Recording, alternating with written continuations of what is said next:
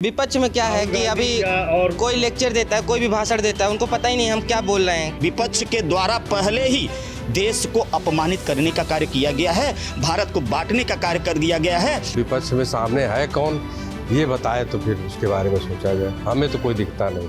400 बार अब की मोदी सरकार। लोकसभा चुनाव को लेकर पूरे देश में चर्चाएं इस समय जोरों पर हैं और प्रयागराज की बात करें तो यहां पर देखा जा रहा है कि जो राजनीतिक दल हैं वो सभी राजनीतिक दल जो उनके कार्यकर्ता हैं वो तैयारियों में जुट चुके हैं। और इस समय जो हमारी जो चुनावी चौपाल है श्रेष्ठ यूपी की, हम लोग मौजूद हैं और यहाँ पर सब अपनी राय देंगे। कुछ क्षेत्रीय नेता भी हैं, स्थानीय लोग हैं। हम बात करेंगे कि इस बार के 2024 लोकसभा चुनाव में क्या मुद्दे हैं और किस आधार पे लोग वोटिंग करेंगे और सबसे प्रमुख मुद्दे क्या रहेंगे। जी भाई साहब, क्या कहेंगे, किस तरह से दिमाग में आपके चल रहा है इस बार 2024 में क्या रहेगा? देखिए, 2024 का जो चुनाव है वह चुनाव हम माननीय मोदी जी को देख के कर रहे हैं। वह चुनाव माननीय मोदी जी ने जो देश के लिए, प्रदेश के लिए जो अपना कार्य किया है उसके लिए मैं चुनाव के मैदान में हूँ। माननीय मोदी जी के द्वारा, माननीय योगी जी के द्वारा उत्तर प्रदेश में जो विकास हुआ है, माननीय योगी जी के द्वारा जो उत्तर प्रदेश में अपराध खत्म किया गया है, भ्रष्टाचार खत्म किया गया है, अपराधी इस समय उत्तर प्रदेश के बाहर हैं। इसलिए उत्तर प्रदेश की आम जनता आने वाले 2024 के मोदी के लिए तत्पर है और पूरा देश और उत्तर प्रदेश के साथ साथ पूरा देश का हिंदू अब की बार 400 पार के नारे के साथ भारतीय जनता पार्टी देश में माननीय मोदी जी के ऊपर मुकुट और करने जा रही है। ये कह रहे हैं कि विपक्ष के लोग इस बार 400 बार हारेंगे इंडिया गठबंधन, और खास तौर से अखिलेश यादव जब आए थे प्रयागराज में राष्ट्रीय अध्यक्ष ने, उन्होंने भी कहा कि 400 बार हारेंगे। देखिए, जो इनका गठबंधन है, आप पहले गठबंधन के नाम को देखें कि भारत को ही बांटने का कार्य किया गया गठबंधन के माध्यम से।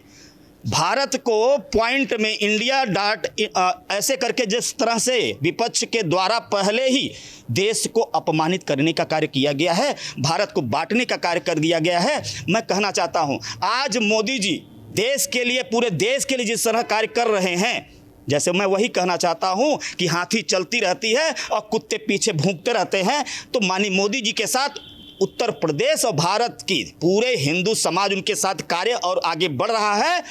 और जो विपक्ष है उनके लिए सिर्फ मैं एक शब्दों का प्रयोग कर सकता हूं कि हाथी चल रही है, कुत्ते पीछे भौंक रहे हैं। क्या कहेंगे इस बार के 2024 लोकसभा चुनाव में? हम लोग राष्ट्रवाद के नाम पर चुनाव वोट करेंगे, मोदी जी के नाम पर, और देश हित में यही उचित है। विपक्ष की रही जहाँ तक बात, तो विपक्ष में सामने है कौन ये बताए तो फिर उसके बारे में सोचा जाए। हमें तो कोई दिखता नहीं है।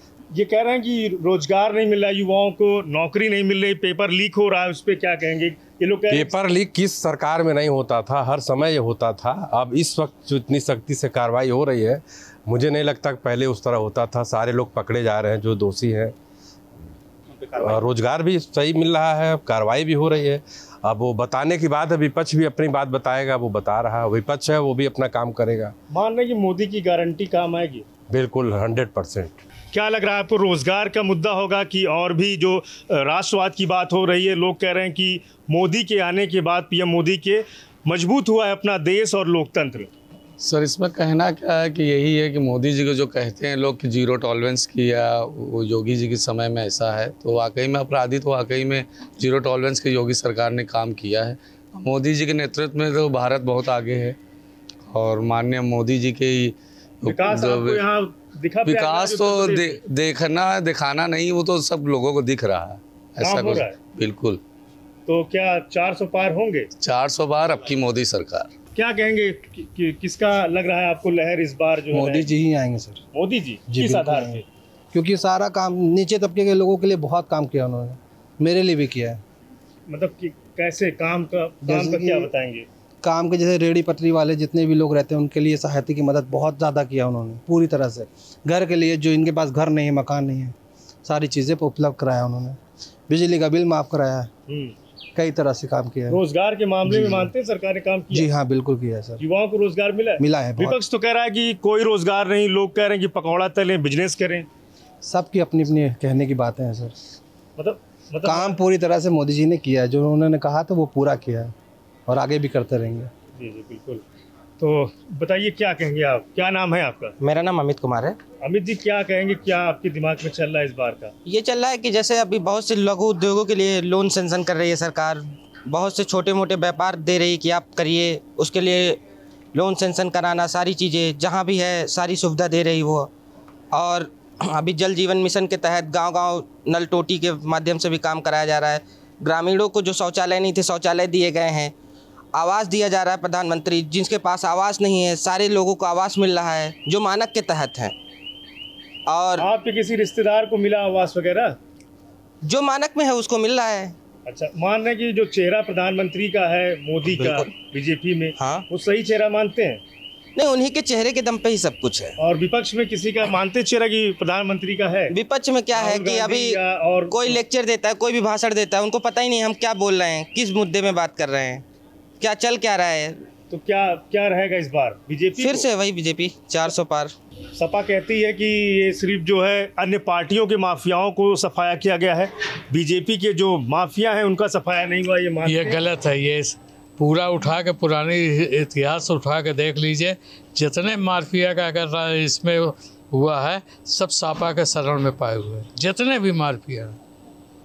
राहुल गांधी जी वाई नॉट से अपना वो नामांकन किए। इनके जो जीजा जी हैं वो कह रहे हैं कि वहाँ की जो रायबरेली और सुल्तानपुर की जनता है मुझे लाइक कर रही है। वो तो अपना अपना पर्सनल काम है, इसमें तो कोई नहीं है। तो अगर कोई अपने का सोच रहा है कि हम यहाँ से जीत जाएंगे तो नामुमकिन है।